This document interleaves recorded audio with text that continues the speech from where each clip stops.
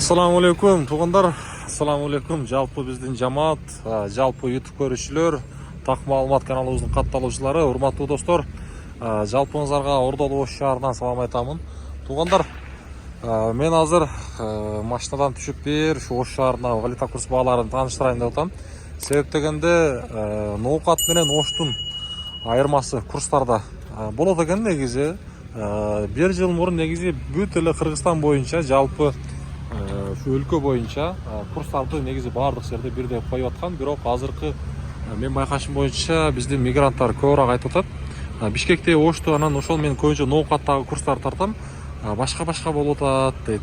Ошон үчүн мен мына жерде мына банкты караңыздарчы туугандар, Ислам банкта сатып алуу боюнча айтсак доллар 86.85, евро 89.30, рубль болсо 0.835 тиын экен.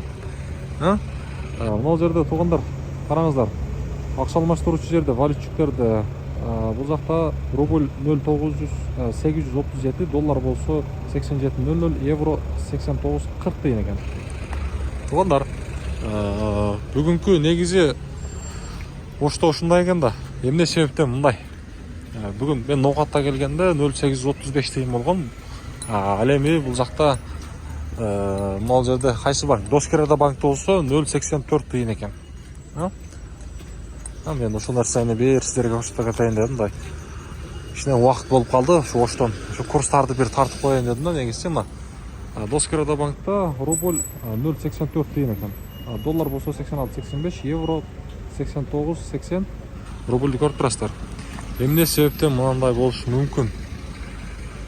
Жалпы мигранттарыбыздын көбүнчө суроолору ушундай болуп атат да. Мен ошону эле айта кетейин дедим. Биздин арабызда ушул курс боюнча иштегендер болсо жазып койсоңуздар болот.